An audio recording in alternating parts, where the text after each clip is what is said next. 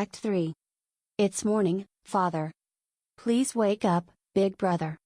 Two voices, one dignified like the ringing of a bell and the other soft like silk, roused Yuuto from his slumber. There was a clattering, like someone was moving something heavy. In the next instant, sunlight pierced his eyelids. Someone had removed the boards in front of the windows. Glass did not yet exist in this world, so windows were covered with wood and branches.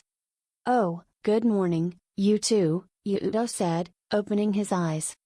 Two angels, their gold and silver hair respectively glistening in the light of the sun, popped into his field of view. For a moment Yuuto let himself enjoy believing he'd awakened in Valhalla, the heavenly plane where heroes went after death. It helped to soothe the slight disappointment he also felt upon seeing them. Waking up in his room in modern-day Japan to find it was all a dream was never going to happen, after all. The silver-haired girl, Sigrun, took a knee on the spot and offered her greeting. "Good morning, father." The golden-haired girl, Felicia, set a tray with bread, soup, and milk on the bedside table and flashed Yuuto a broad smile. "Good morning, big brother. Your breakfast is waiting." The aroma of freshly baked bread tickled Yuuto's nostrils. Enticed by that scent, the dazed Yuuto finally lifted his head. "Phew, I haven't slept that soundly in a long time." Sitting himself up on the edge of the bed, Yuuto gave a long stretch. Naturally, as the mattresses in this world had no firmness to them, they weren't exactly high quality. He couldn't exactly praise beds here for being comfortable to sleep on, but even so, this was his own room, and here was the one place where he could truly relax.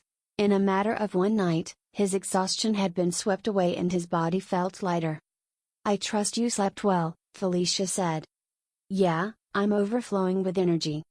"Yes. I can see that." For some reason, her eyes were not on Yuuto's face, but on another part of his body. Yuuto was, after all, a boy in the midst of puberty, and it was the morning. "Tee-hee-hee, if I may, shall I quell that energy for you?" Felicia gave Yuuto an alluring smile, then thrust one hand onto Yuuto's bed, using the other to brush the hair from his face, bringing hers closer. Yuuto began to tremble, flustered, and shook his head vigorously side to side. "No, like I always tell you, that won't be necessary." "I don't believe that's what your body is saying. It's just a physiological phenomenon." It was a little more than just that, if he was going to be honest. It was just that he couldn't exactly say something like that out loud. Felicia licked her lips seductively.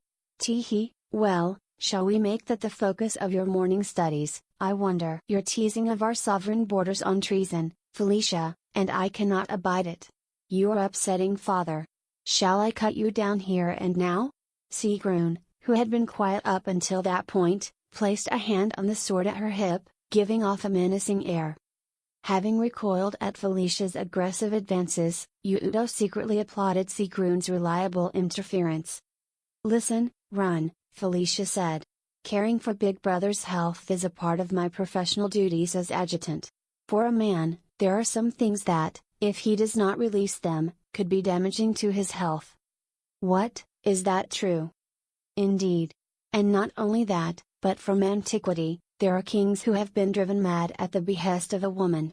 It would be dangerous for Big Brother, our sovereign patriarch, to not be shown the ropes in advance lest he be seduced by the wiles of a wicked woman." "HMPH, I see," Sigrun pondered. "That does sound rather logical. Father, though my body be meager, please feel free to make use of it, as well." Seeing how easily coaxed and convinced to switch sides Sigrun was, Yuuto instinctively gazed up at the ceiling. He then chanced to glance in Felicia's direction, and she gave him a smug, self-satisfied grin quickly, so Sigrun wouldn't notice. No matter how one looked at it, Felicia was definitely the wicked woman in this situation. Rumble. Yuuto's empty stomach let out an unrestrained cry. He had been too exhausted to eat dinner, so it was only to be expected. However, it was also an unparalleled opportunity for a counterattack. "All right now, hunger is more important than lust. Let's eat, Yuuto cried. "True, one cannot fight on an empty stomach," Sigrun agreed. Once again, Sigrun quickly flipped back from Felicia to Yuuto's side. Apparently she herself wasn't aware of her switching allegiances, though. During wartime, the most important thing was military logistics, namely, the security of food supplies. As the strongest Silver Wolf Managarmer, there was no reason Sigrun wouldn't know that. She treated satisfying the stomach as a top military priority. Oh. My. That's too bad, Felicia teased. When you feel that embrace of a woman, there are a wide variety of things that can be overlooked or forgotten. Her words trailed off into a flirtatious whisper. I'm saved. Breathing a sigh of relief, Yuuto turned his attention to breakfast. The bread and soup were served upon silver dishware.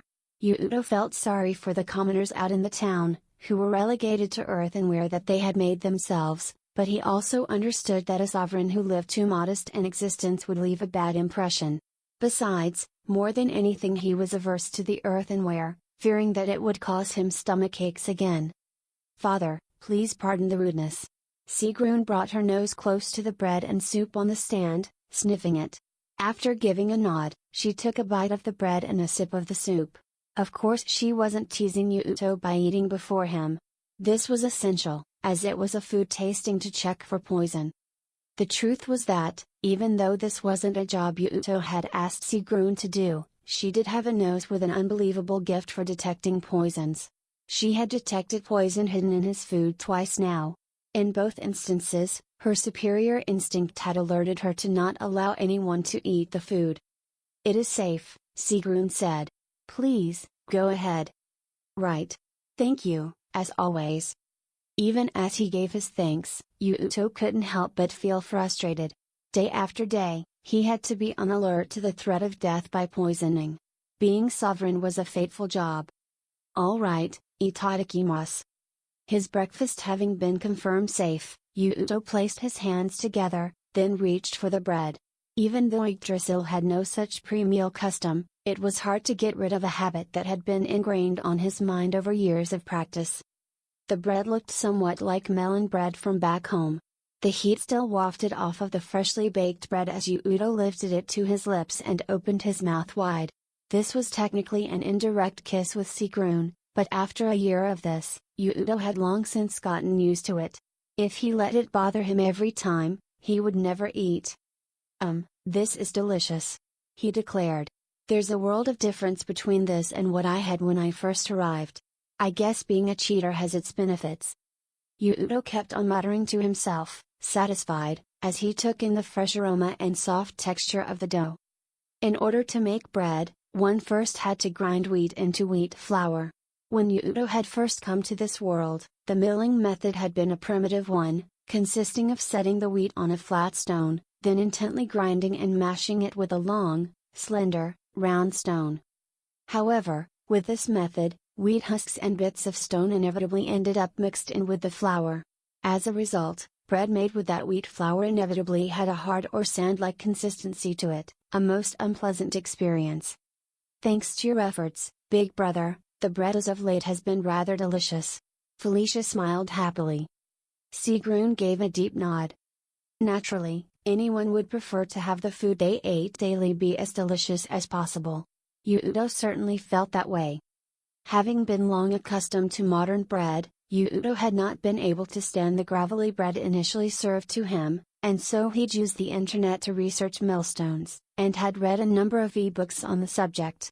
He had then been able to establish a new method for the people of Yggdrasil, called a rotary cairn, where two circular stone discs were stacked atop one another with a piece of wood rotating the top disc. Incidentally, the rotary cairn had first been historically documented around 600 BCE, so it was still an advanced technology several centuries ahead of Yggdrasil. Oh yeah, the bread just reminded me. How are things going with the water wheel? Yuuto asked, having suddenly remembered. He had been put off by the fact that he was the only one eating such delicious bread. But there was a hard limit on what they could make using only manual labor. So he had once again found an e-book on the subject and, through trial and error, they had constructed a small water mill. This had been surprisingly convenient, and so they now had 5 up and running. Still, it was the handiwork of amateurs. It had been a year since they had built it. He wouldn't be surprised if something were to go wrong with it. It is currently operational with no issues, Felicia told him. I see.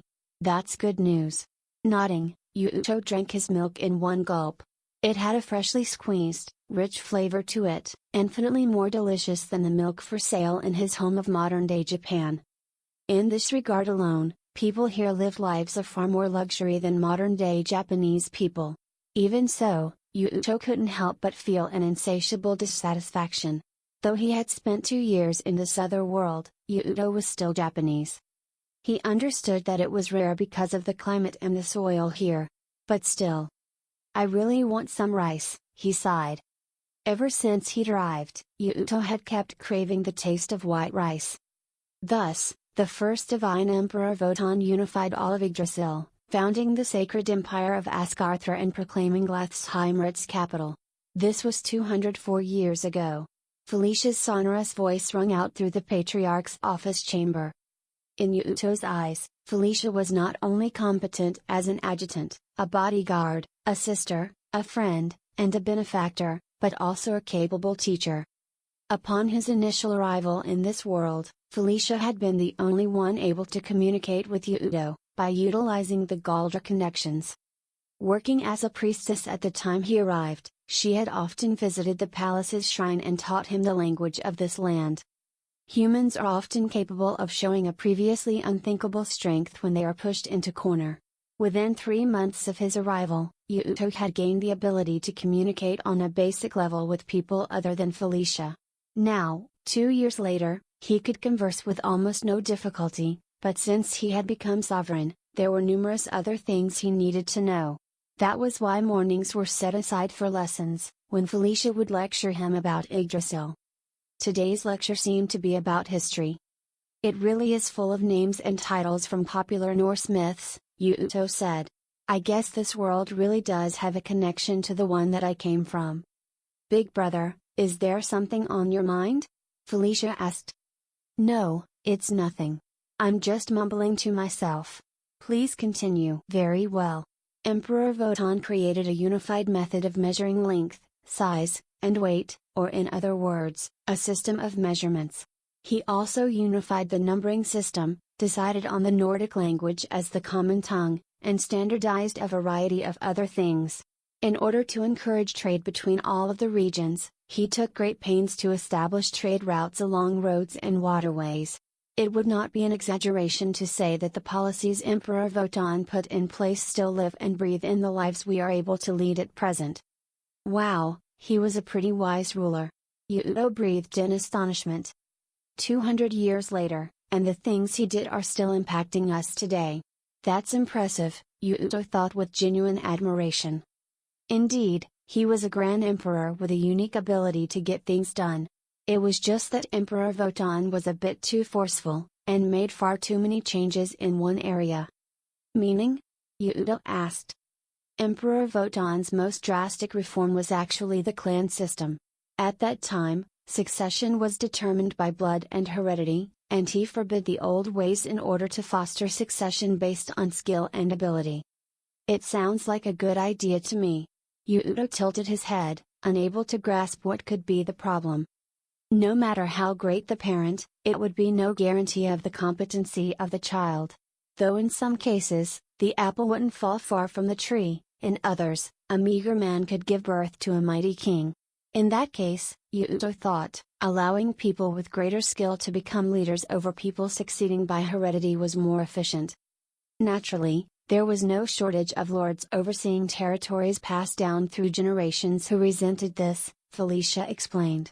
And there were many who opposed his other radical policies. I see. So he had invited the ire of those who had a vested interest in things staying as they were. Yuuto's hand instinctively shot into his pocket. Machiavelli's The Prince, which he had read time and time again, sprang to mind. Machiavelli had stated that being hated and scorned were unavoidable for a monarch. He'd said that stealing one's social position, wealth, or wife invited a particularly strong brand of resentment, so one would do well to be careful. Yuuto was also someone who was introducing new methods and ideas into the world. This lesson wasn't irrelevant to him. In addition, his policy also only allowed for hereditary succession within the house of the divine emperor, she said. In other words, he was trying to weaken the power of the feudal lords, while at the same time trying to strengthen the position and authority of the divine emperor. It likely meant that as the ages went by, he would strip more and more of the power to fight against the emperor away. Wow, that's practically cheating, Yuuto remarked wearily. Of course they would rebel against him. Just as the proverb about he who takes the first step said, a leader who wouldn't take initiative and lead by example couldn't expect those under him to agree to follow suit. Even so, people who had lived in deep fear of Emperor Wotan's great power were quiet during his reign. Once the next emperor, Siggy, took the throne, the empire rapidly fell into disorder, Felicia said. Guess it's only to be expected. During the reign of Emperor Siggy, because Emperor Wotan had called for succession via power over succession via heredity, many people took those words to heart. Violent conflicts broke out in every region, leaving only the powerful in their wake. Yuuto nodded. I see. So with things going that way, they must have moved toward the system of nominating sovereigns from among the strongest child subordinates. Yes, well, the past system of hereditary succession had fallen apart. But if they had actual power, a biological heir could still succeed the throne. Still, that's only if one's power is recognized by others, right? Indeed. If they lacked true strength, no matter how beloved they were by their parents, the other child subordinates would not recognize them as a sovereign successor. I see. Yuuto reflected on this. Yuuto's predecessor did have one son by blood, but he was over 30 with no power or prospects. The man had resigned himself with a low position that meant he could not even sit at the foot of the leader's table. If things had been as they originally were, he would have been king, reigning over tens of thousands of people. On the other hand, despite their youth, Felicia and Sigrun had both been welcomed into positions of power and garnered much respect. If the child of an outcast or criminal had strength and power, then he could be accepted as a leader, while the birth child of a sovereign who lacked power could be taken lightly. That was a fundamental law here on Yggdrasil. Yuuto thought it was harsh, but also exceedingly rational. Once the former power structure had come down, it had been only a matter of time before those who'd climbed the ranks based on actual ability would band together and form a new power structure. Felicia continued. In this way, the overall might of the sacred empire of Asgarthra began to weaken, but as Emperor Wotan expected, the authority of its central state grew, Felicia said. For the leader of a clan with no established political backing to be able to reign as leader over a large area, they would need some sort of moral justification, such as being a representative of the heavens. Of the divine emperor.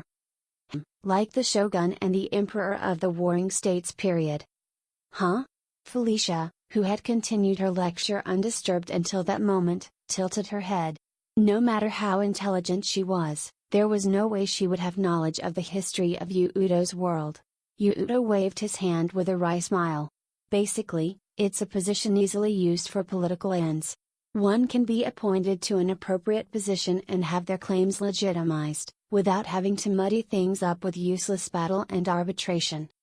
The Warring States period was a time in history that would be enticing to any boy, and so Yuuto had researched it thoroughly. Mainly due to the influence of a certain strategy video game series. Felicia's eyes widened, slightly surprised at her student's words, then her face broke into a smile, satisfied with his superior knowledge. I should expect no less, big brother. It is just as you have deduced. Welcome, welcome.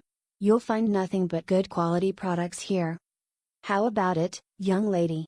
A comb maiden asked Arthur. Ah, you have a good eye.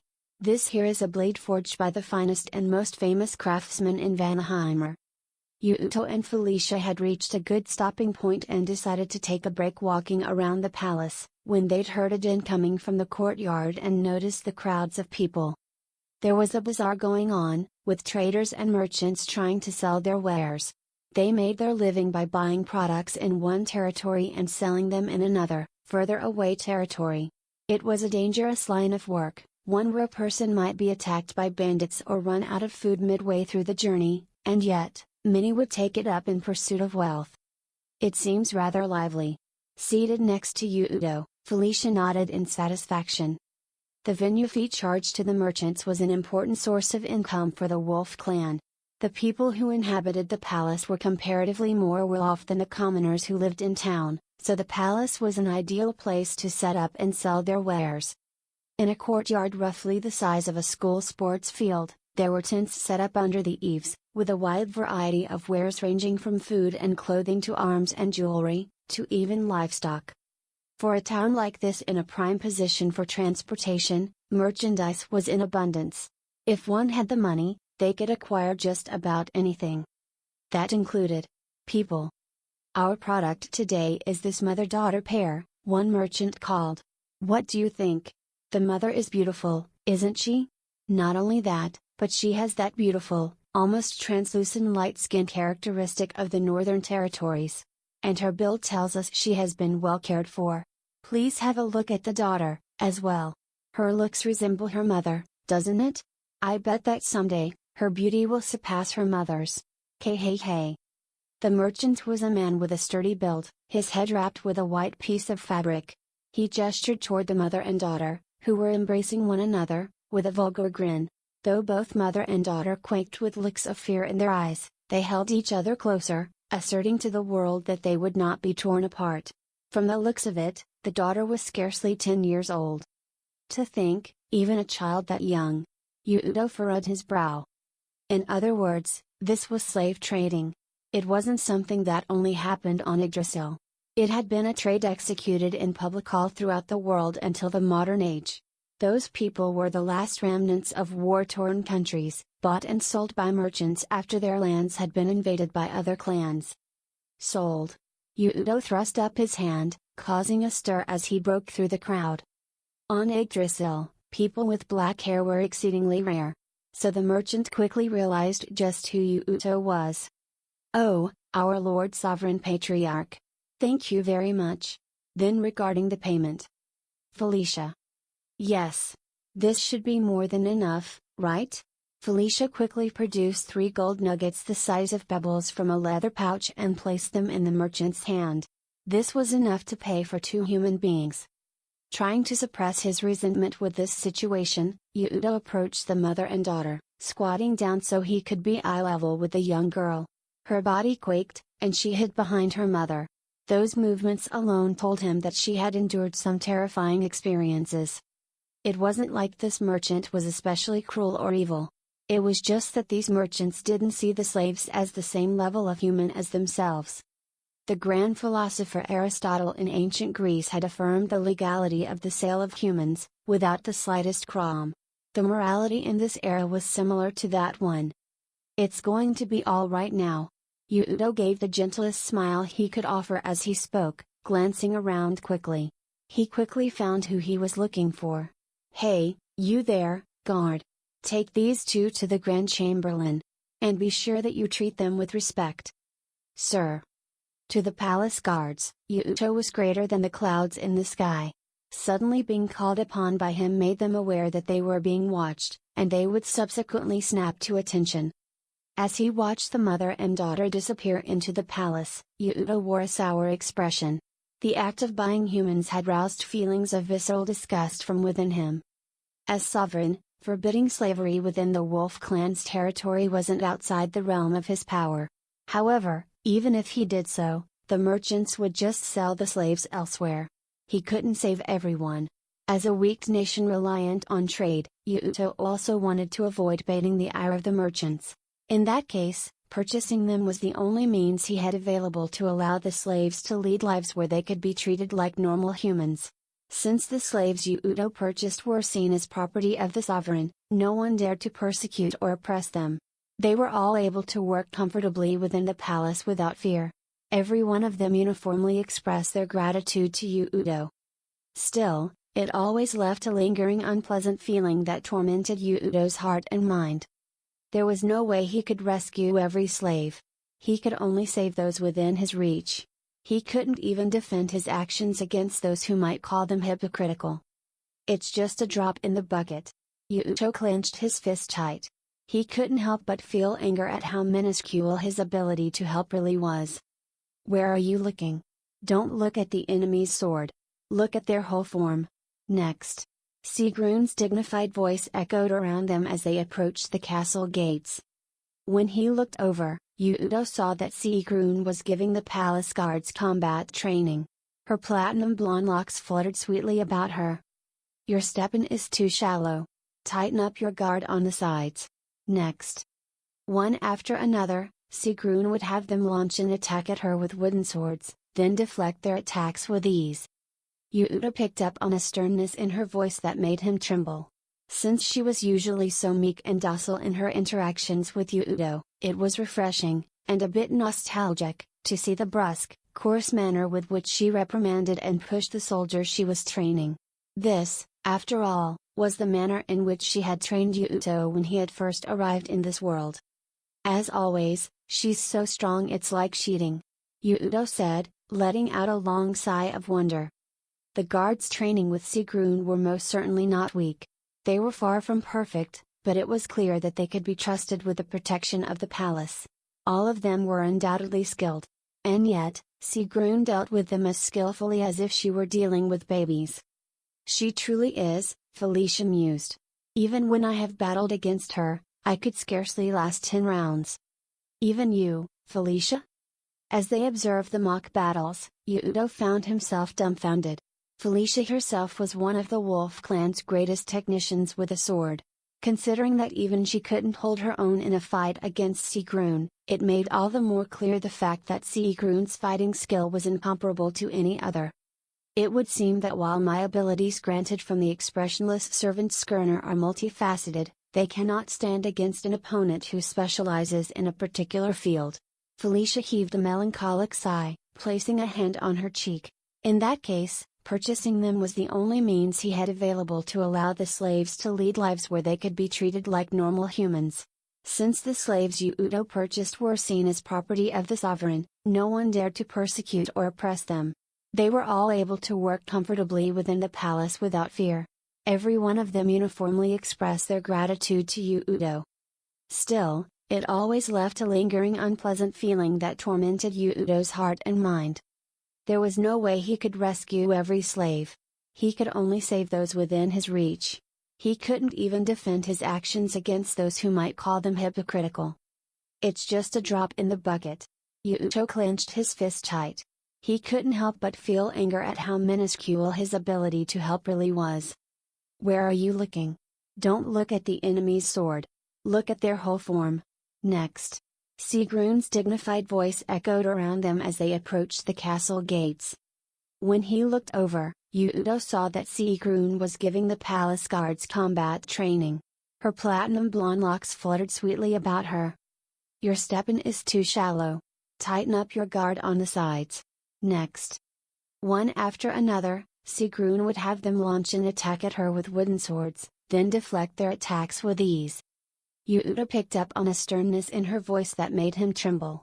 Since she was usually so meek and docile in her interactions with Yuuto, it was refreshing, and a bit nostalgic, to see the brusque, coarse manner with which she reprimanded and pushed the soldiers she was training. This, after all, was the manner in which she had trained Yuuto when he had first arrived in this world. As always, she's so strong it's like cheating, Yuuto said, letting out a long sigh of wonder. The guards training with Sigrun were most certainly not weak. They were far from perfect, but it was clear that they could be trusted with the protection of the palace. All of them were undoubtedly skilled.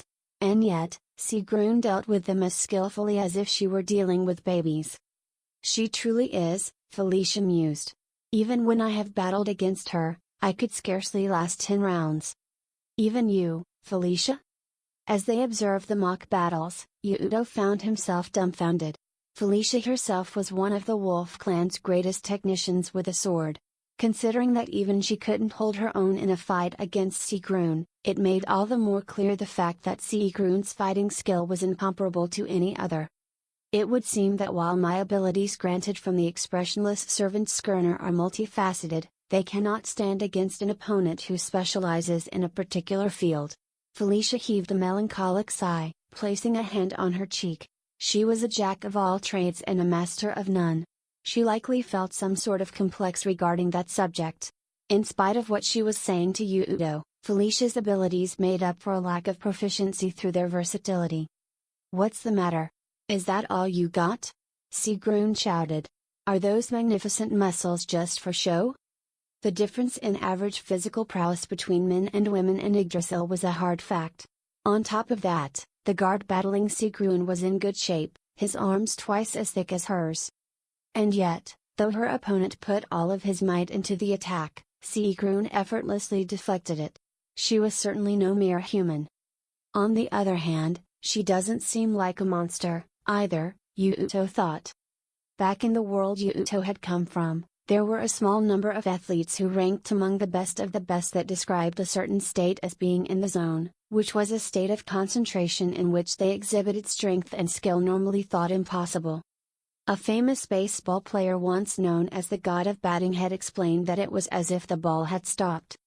A pitcher with a record number of strikeouts had once described it as being as if the boundaries of the strike zone had been illuminated for him. Just by pitching to those areas, he could strike a batter out. A soccer player had once said that, at times, it was as if he could see the playing field from a bird's eye view. From what Yuuto had witnessed, while there were exceptions, this was generally what the Einherjar's powers were like. Even though their powers were said to come from a divine blessing, it wasn't a case of having such superhuman strength that one Einherjar could slaughter 100 or 200 soldiers like some video game. It was just that they were always in the zone. "Father?" Though she was in the throes of battle, Sigrun whirled around. Her opponent's wooden sword couldn't be stopped so easily. Fearing the worst, Yuuto drew in a deep breath. As previously stated, Einherjar were not invincible. Especially considering that Sigrun's Devourer of the Moon Hati did not grant her body any additional toughness or resistance to injury. Being hit on the head by a wooden sword with such force was not something one would easily recover from. Thunk. However, the sound that reverberated upon impact was not the normal dull sound of hitting a human, but rather a stiff, dry sound. "You monster," Yuuto growled. "Do you have eyes in the back of your head? You really are a cheater." Yuuto shook his head in bemusement, heaving a sigh of relief. Even though she had looked away, Sigrun's wooden sword still successfully intercepted her opponent's attack. It definitely made Yuuto realize that her second name, the strongest silver wolf Manigarmer, was not an exaggeration. Though Sigrun was young, it seemed she had clearly reached the stage of mastery where she need not rely on her eyes to see. That was a good attack," she added. "All right, let's take a short break." "Thank you very much, Mother." The soldiers responded in unison without missing a beat. They also bowed their heads rapidly, out of adherence to Sigrun's typically strict method of instruction. It was odd to see them referring to Sigrun as mother despite her young age. If the sovereign patriarch's chalice were given freely to just anyone, it would be taken lightly, and the chain of command would become convoluted. So Yuuto had given his chalice only to those in the wolf clan in the upper echelons of leadership, and those aspiring toward those positions, resulting in fewer than 50 people having received his chalice. Anyone outside of that group had accepted the child chalice of one of those leaders, and thus that led to the creation of numerous factions, in which they would serve the clan as a whole under the direct management of that leader. It wasn't just Sigrun, the second in command, Jurgen, as well as Felicia, were Yuuto's subordinates while also being bosses of their own factions. In general, a faction tended to share certain characteristics with its boss. Sigrun's faction comprised many of the wolf clan's fiercest warriors, while Felicia's contained a great number of civil officials. "Hey there, good work with the training," Yuuto told Sigrun as he approached. "As expected, you're as strong as ever." Sigrun then turned to Yuuto and, a broad grin stretching across her face, rushed over to him immediately. "Hello again, Father. Are you done with your lessons?" Her change was so instant and so drastic that no one would suspect that she had been the demon trainer mere moments ago. "Only about halfway done," Yuuto said. "But forget about that, you were amazing earlier. Stopping that attack without looking and all. That must be part of the power granted by the Devourer of the Moon Hati, right?" "Oh, yes. I can tell by the sound of the blade slicing through the wind." "Ah, that makes sense. A wolf's sense of hearing is leaps and bounds over that of a human. He quickly covered for the fact that he'd started to refer to her as a dog. Somehow, lately, Yuuto had come to notice more and more of Sigrun's dog-like attributes. Still, Run, I really am envious of your various abilities, he added. That is not true. Compared to you, father, I am nothing. No, don't put yourself down like that. You truly are amazing. Yuuto folded his arms, nodding repeatedly in affirmation. The desire to become strong was a fundamental, primitive desire for any man. A man couldn't help but yearn for such preeminent physical abilities. When he had first arrived here, Yuuto had gotten food poisoning about once a week. While his body had now gotten used to the food, back then it was bad enough that he even developed an aversion to putting food to his mouth. One could not survive without eating, so it had been a hellish time for him. If he'd had her strength, he was sure it would have all gone much smoother. My powers are of no use outside of battle, Sigrun told him. They would also be nothing when matched with 100 soldiers. My power is nothing when compared to the ability you have to lead tens of thousands of people, father. Huh, wait, didn't you tell me in the past that I would never amount to anything? He added. What happened back then was the greatest embarrassment of my life. Sigrun's expression clouded over with displeasure, looking bewildered. Things really were different now. There was a time she had been a little mean, but now she couldn't help but treat him with the utmost respect. Back then, she hadn't been the only one who had felt that Yuuto was completely useless. The majority of the people in the wolf clan had looked down upon Yuuto with disdain. When he'd first arrived in his strange clothing, there had been those who'd thought he might be an emissary of the heavens, but after more than a month of what those same individuals had presumed to be feigned weakness, they decided that they had in fact been mistaken. He hadn't been able to speak their language, hadn't been able to do manual labor, and he hadn't even been able to manage simple tasks that a child with no sense of the world could handle. He had also quickly tired, or else his stomach would get ill and he would need to lie down. Yuuto cast a glance over to the adjutant standing at his side. What is the matter, big brother? Felicia tilted her head, quizzically. Back in those early days, she had been the only one to show Yuuto such kindness and familiarity. No, wait, there had been one other person. Felicia's real older brother, a man who had been a peerless and true friend to Yuuto. He had been strong, clever, and popular. He was the one upon whom the wolf clan had pinned their greatest hopes. But he was no longer here. No, it's nothing. Yuuto gave a slight shake of his head. He had no right to speak of that man. Nor did he have the courage to do so.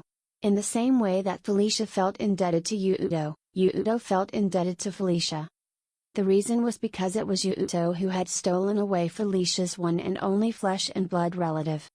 Regarding the experimental introduction of that Norfolk system that you proposed, Big Brother, development of the 4 test crops seems to be continuing with no issues, Felicia said. As the sovereign patriarch, spending his days looking over information, approving requests, and addressing unresolved issues was a part of Yuuto's daily work. Every day, from midday onward, Yuuto found himself completely swamped. Having been away for over a month now, a mountain of work was now waiting for him. At least it seems like we've had a strong start, he said. Considering that most of the wolf clan's territory was mountainous or hilly terrain, it wasn't well suited to growing crops. However, naturally, the people couldn't survive without food to eat. So while considering how to increase their crop output, the first thing that had come to Yuuto's mind was something he had seen in his textbook at school about semi-annual crops, or having 2 crops a year. By having 2 different crops each year on the same piece of farmland, one could increase crop productivity.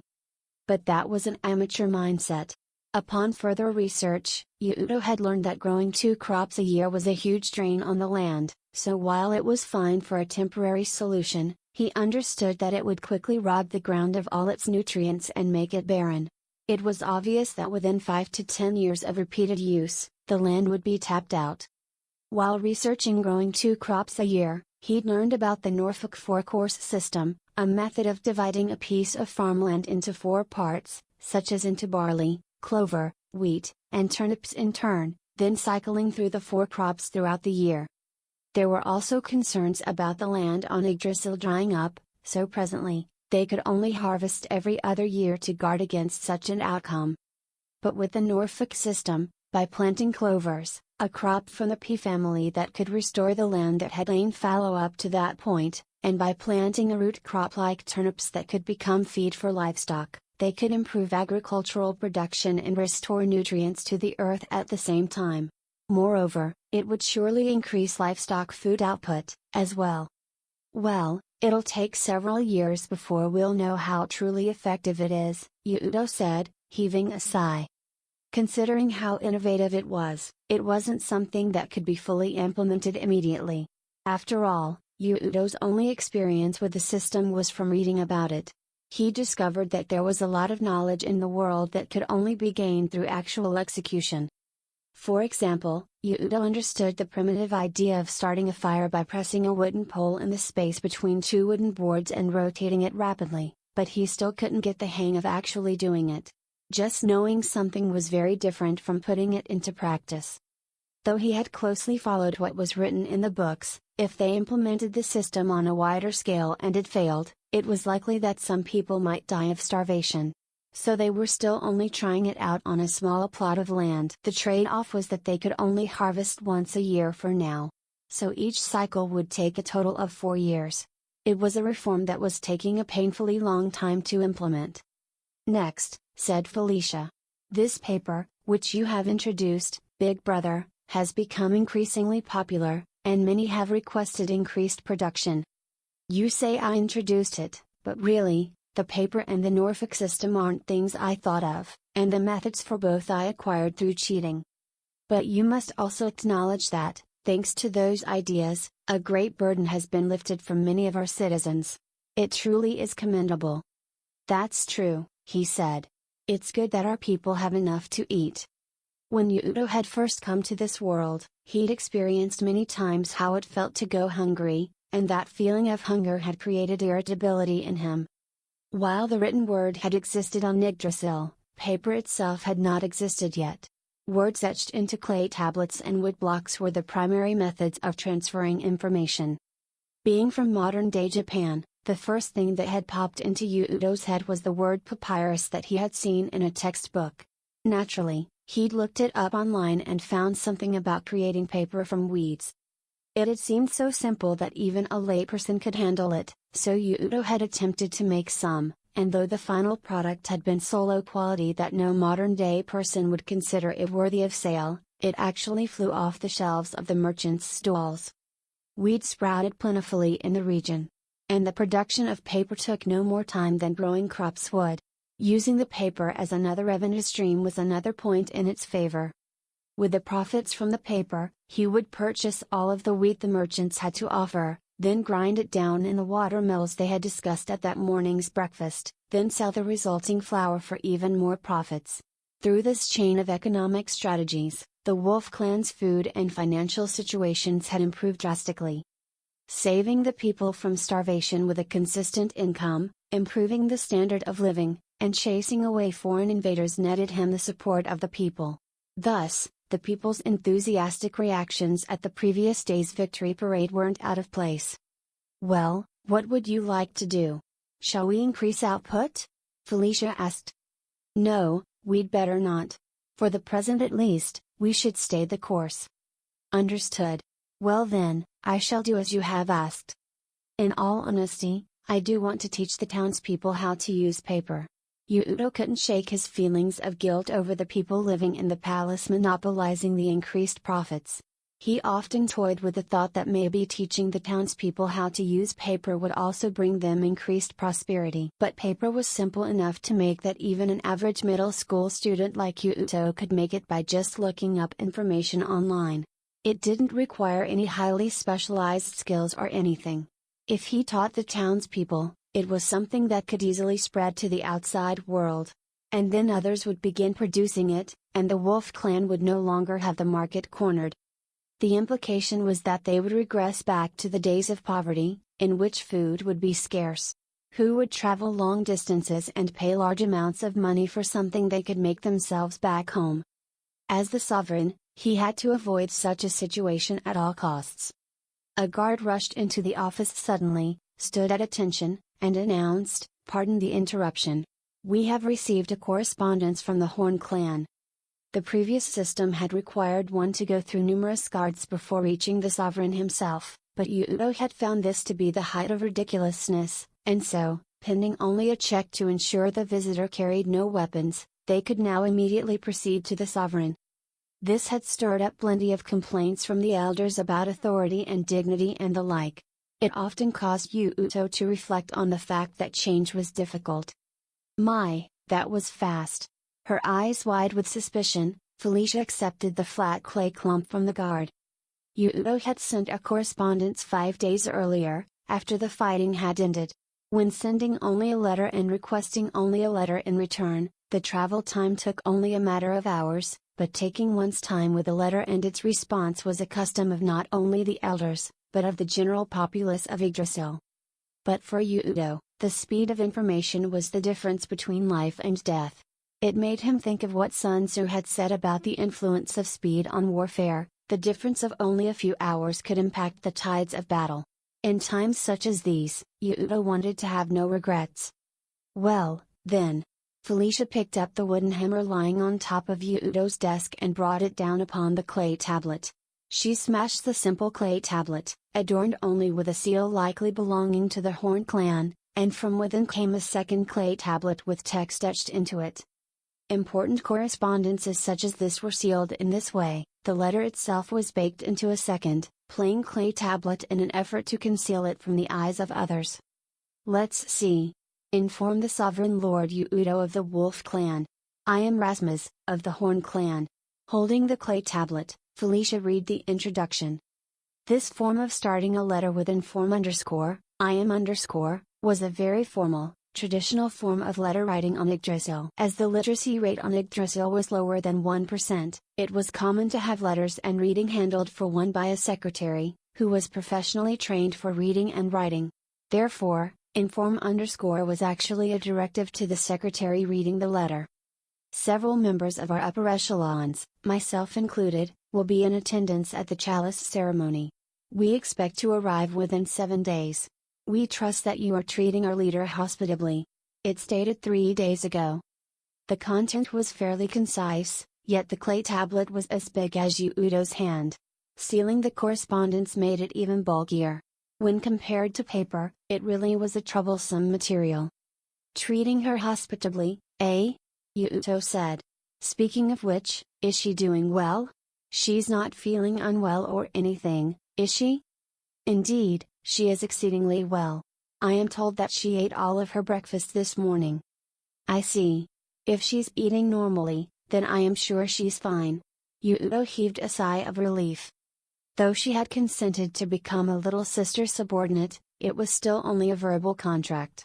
Naturally, he couldn't let her roam free, so she was currently confined to one corner of the palace. Though she would soon become a little sister subordinate, she was still sovereign of the neighboring nation, the Horn clan. It wouldn't do to treat her poorly, either. Upon reaching the palace, they had untied her rope restraints, and granted her a room of her own in which to relax. Still, it wasn't unthinkable that she might have a sudden change of heart. She might think herself a hindrance to her own plan and attempt suicide. Yuuto found himself fearful of the potential predicament that might result. And on a personal level, Yuuto couldn't stomach the thought of a girl of such a tender age dying, either. Be sure to treat her hospitably, as the letter states, he ordered. But also, be careful so that she does not run away on us. Tee-hee. What is it, Felicia? Have I said something funny? No, I was just thinking how reliable you've become when compared to how you were 2 years ago. You really don't need to flatter me. But you've already done so much for us. Ever since you arrived here, big brother, we of the Wolf clan have seen no end to the improvements in our clan. I am grateful from the bottom of my heart that it was you who became our leader. Felicia gazed at Yuuto with an impassioned expression. Looking into her eyes, Yuuto could not sense a hint of falsehood. His face immediately became red.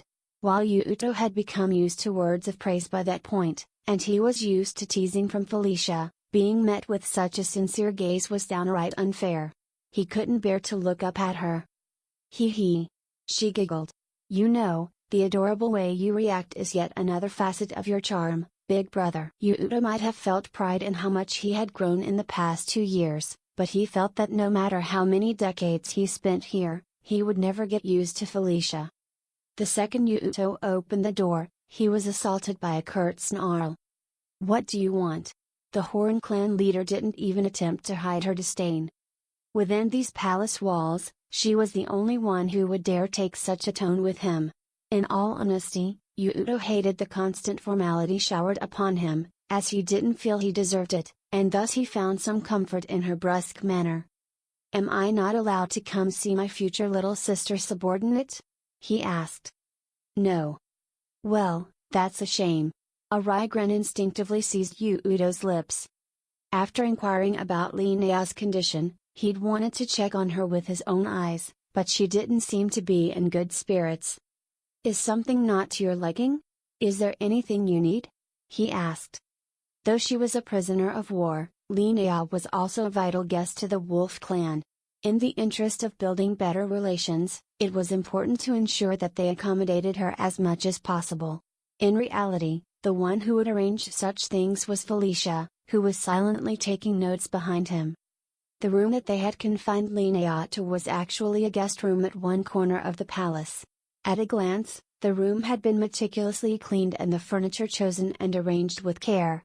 The basket on the table overflowed with a variety of fruits. Linnea popped one grape after another into her mouth, chewing them as she spoke. There is nothing that I lack. But there are certain inconveniences. Well, I'll see to it those inconveniences are handled straight away. Good, so that means you'll get out of my room. And could you get rid of that guard by the door for me?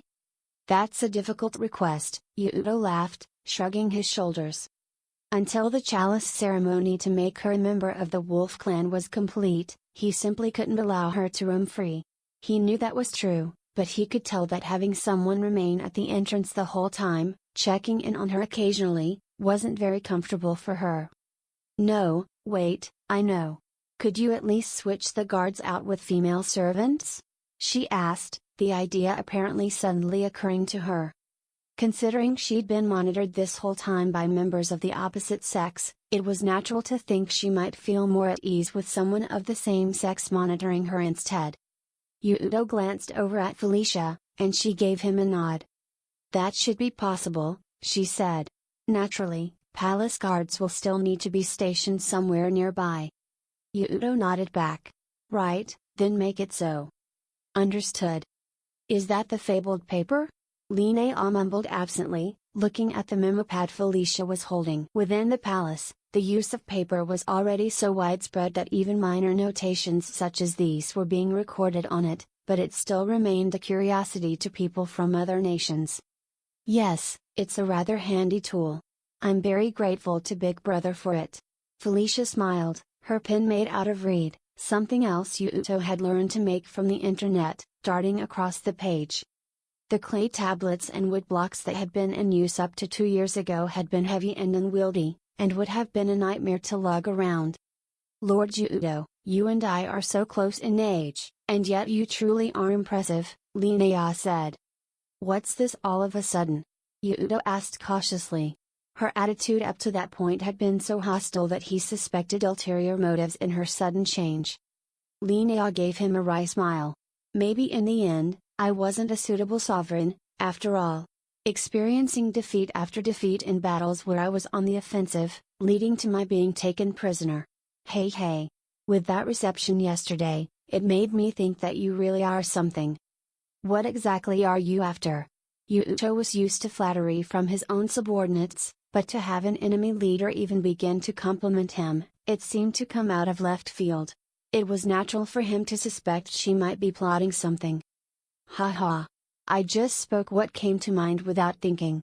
I guess I was just feeling jealous of you. As she stared intently at Yuuto, Linnea's eyes brimmed with the maddening pangs of jealousy and envy. Perhaps her youth itself brought its own brand of hardship. Even though there wasn't that much of an age difference between them, to see someone else so admired and respected by others, it wouldn't be unreasonable to have such complicated feelings. Yuuto started to speak, then quieted himself. He knew that forced sympathy would only cause her more pain. There were no words the victor could offer the loser, as it were. Even though the sun was on the verge of setting, a hot blast of air burned his cheeks. This area was the deepest part of the palace, where only a small number of the Wolf Clan's members were allowed to go. The corridor Felicia and Yuuto were walking down was essentially a straight corridor, situated past a guard post with 10 guards jammed into the entrance, and another 2 guards stationed in front of the workshop at the end of the hall. The stationing of guards was so tight, not even a mouse could hope to slip through. On seeing Yuuto's face, the guards immediately snapped to attention. "Oh, good to see you, Lord Patriarch. Please, come in." Several beads of sweat dripped down Yuuto's face. The area around the workshop was unbelievably hot. The air itself seemed to be burning, making the area feel no different from a sauna. "Good work." With those sincere words of appreciation, Yuuto entered the workshop. 2 men stood at the center of a dim room the size of a classroom, working around a clay, bucket-shaped kiln. A dazzling orange light blazed forth from the upper half of the kiln. "All right, keep at it now." "Oh, huh? You Yuuto?" The girl standing off to the side, staring at the kiln, noticed Yuuto and her eyes grew wide. Her willful, upturned eyes and frizzy, short hair gave her a lively air. "Yo, long time no see, Ingrid," he said. "You really shouldn't be that surprised to see me." "Oh, long time no see. Why yeah, I guess I did hear that you'd come back or something." Ingrid responded to Yuuto's greeting by scratching her cheek and giving an indifferent response. He got the feeling she was covering up how she really felt. Since this was par for the course with her, Yuuto took no offense and spoke, shrugging his shoulders. "What the heck? You're acting so cold. We're friends, aren't we?" "Shut up. I've been down here firing the kiln since yesterday. So I don't have time to worry about the likes of you. And, hey, no one said you guys could take a break. Keep going." Glancing over at the kiln mid-conversation, Ingrid gave her workers a tongue lashing without a hint of leniency. Younger than the men working the kiln, it might seem as if she had been relegated to menial tasks, but in reality, this girl of only 16 was actually the Wolf Clan's 8th highest ranked member, and the head of the workshop Matsognir. Like Sigrun and Felicia, Ingrid was also an Einherjar, in possession of the rune of Ivaldi, the birther of blades, and the Wolf Clan had come to rely on her superior blacksmithing abilities. On first glance, she seemed moody and curt, but "Og, I told you not to get so worked up," she told one of her subordinates. "Do that, and you'll burn yourself. Just calm down already." Yuuto knew well that she was actually a very kind girl. She was just prone to act in misleading ways contrary to her feelings, what one might call a devil who'd fallen from heaven. Thinking back on something that had happened 2 years earlier, Yuuto's face spontaneously broke into a smile. When he had only recently arrived in this world, she had rebuked or scolded him one minute, then worried over him the next. With the rotary cairn and watermill, if Ingrid hadn't lent Yuuto her talents, he would have been unable to build them alone. Because of that, she was, like Yuuto's adjutant Felicia, an irreplaceable right-hand assistant. Glancing at the workers who were putting everything they had into what they were doing, Yuuto said, feeling a little guilty, "I'm sorry, if you guys are busy, maybe I should come back another time?" Don't worry about it. Though I'm not exactly free at the moment. But since you've come after such a long absence, take your time." Ingrid gave a dramatic jerk of her chin, indicating a nearby chair. Yuuto took a step forward, realizing that it wouldn't do to just stand around, but then he noticed the sullen look on Felicia's face. Trying to steady her voice, Felicia offered Ingrid some frank advice. "Lady Ingrid, about that tone you're always using with Big Brother, it." Ingrid let out a moan and screwed up her face. "Ah, I see. Well, in the past, this guy, no, wait, that's not it, father? Well, he knows that it's just a habit that I can't get rid of. I'm sorry, Hey hey. Yuuto inadvertently burst out laughing at Ingrid. Up until to that point, she had been acting with such vigor, and now she was biting her tongue. Ah. Don't laugh. No, I mean, please do not laugh at me. Ingrid pleaded, with slightly teary eyes. She had once been a fairly shy person, but her embarrassment now was worse than it ever had been before. Her face was a brighter red than the inside of the kiln. Yuuto waved off Ingrid's embarrassment. I told you to act like you normally do. Having you speak formally to me feels so cold, Ingrid. I guess you're right. Doing things the way we always have is best.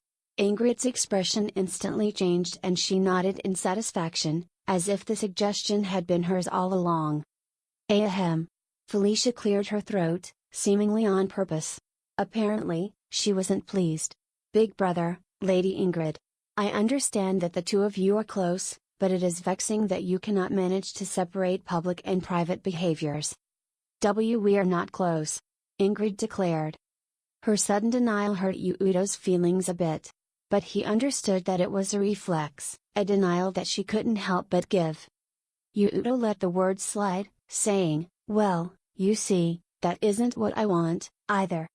This is one area where I cannot just allow you to do as you please, big brother, Felicia said apologetically. Lady Ingrid is in a position of high standing, and there are many people around, as well. She glanced over and met the eyes of the other workers. It wasn't possible to guarantee that the workers wouldn't let word spread that Ingrid acted so casually around Yuuto. Being friendly in speech and manner was fine, but discipline and order were important to an organization such as theirs. For someone who should be an example to the group to infringe upon that order, and for those under them to suddenly follow suit, would certainly impact the organization's ability to regulate itself. Aunt Felicia is right, Ingrid said reluctantly. I'll try to. No, I will be careful from now on. Please forgive me, father. Ingrid's expression stiffened and she tightened her posture, turning to Yuuto and bowing her head. Seeing her like that made Yuuto aware of the distance between them. Felicia's admonition reminded him of another piece of advice from the prince, about the value of a dignified manner for a leader. He understood that it was the way things had to be, but still, he and Ingrid had a bond forged through hours of trial and error, drenched in sweat. Yuuto could do nothing but bite his lip at the loneliness drilling its way into his heart. Oh, but, when it's just the two of you, you can call each other by name and behave however you see fit, Felicia said, suddenly choosing that moment. Instinctively glancing back at Felicia, Yuuto saw her give him a mischievous wink. Felicia often found herself going soft when it came to Yuuto. Please just be sure to keep a clear distinction between public and private mannerisms, all right? She added. She didn't forget to add a wag of her index finger and a serious expression in for good measure. Yuuto's face illuminated with joy as a smile worked its way across his face. Right. Got it. I'll be careful. All right then, Ingrid, when it's just the two of us alone, we'll do as we've always done. Alone? What are you saying all of a sudden? Ingrid stammered, with such consternation that it was embarrassing to watch. Her manner of speaking had also returned to its former casual state. Hey now, don't make it sound weird, Yuuto said. I just meant, when we get together next, let's make something again. Things are busy now, but I should have some free time soon. Ah, I guess that's how it goes. Well, alright. Yeah. Even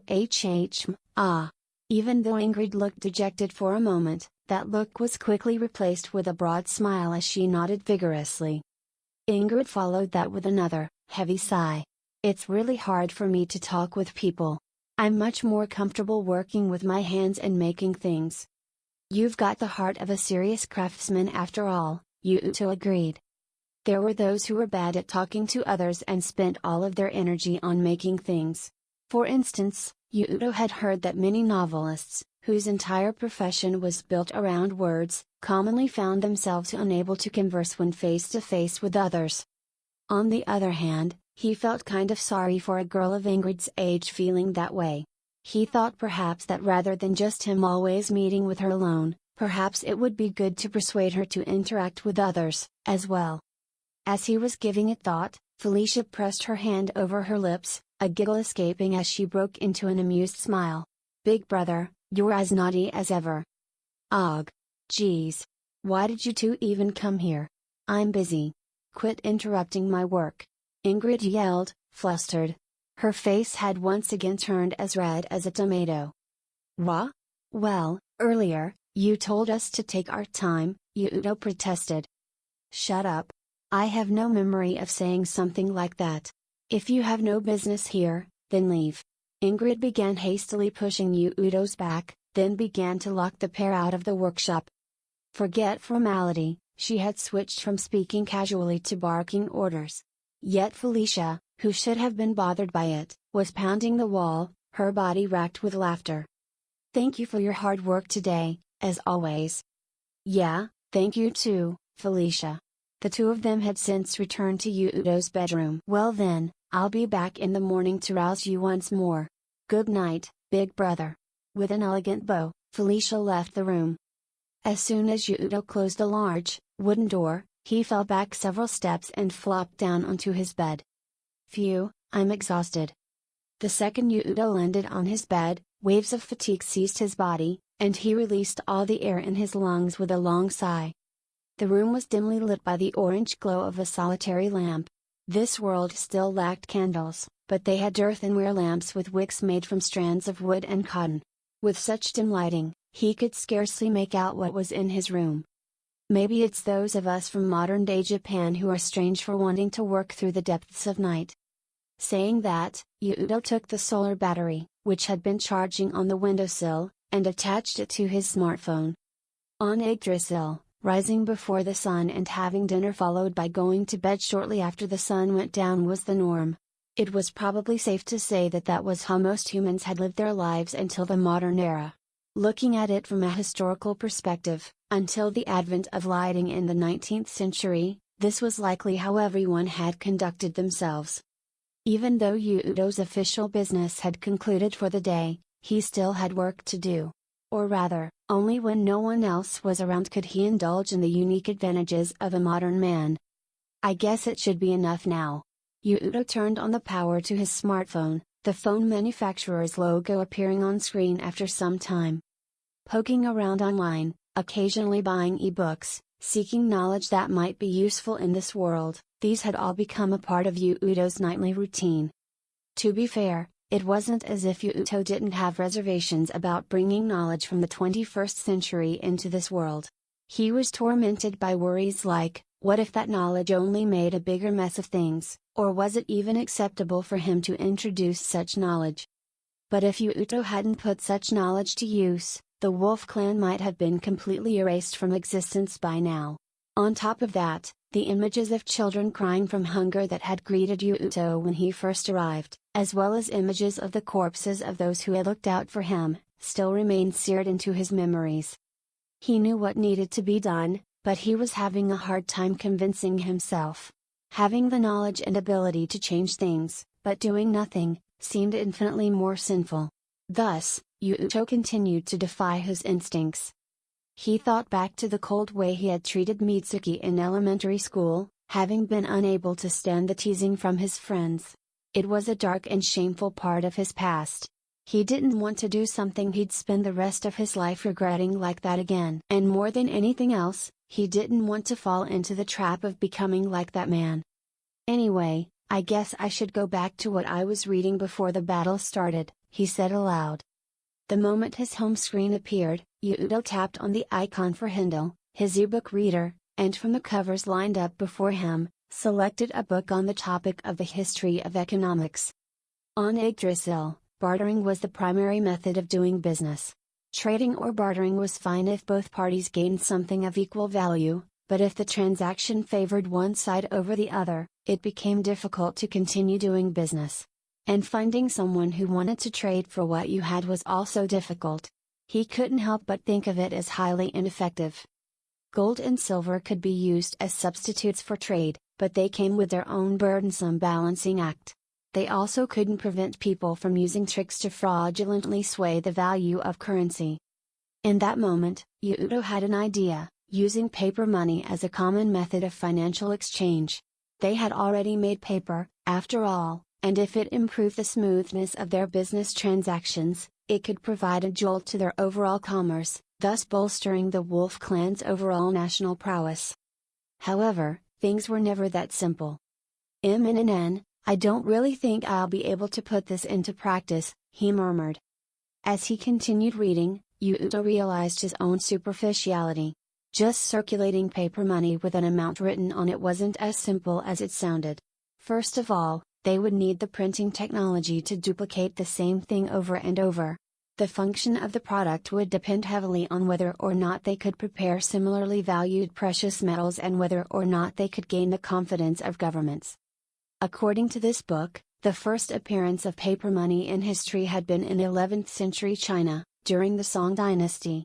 The book also said that if they flooded the market with too much currency, the value would drop rapidly, causing inflation, and the value of products would also collapse, signaling the end of an economy. If the society in question hasn't matured enough yet, then this might cause them further chaos, he sighed. I had hoped this would be a good idea, though. Yuuto lifted his face from the screen, gazing up at the ceiling, at a loss. That's it.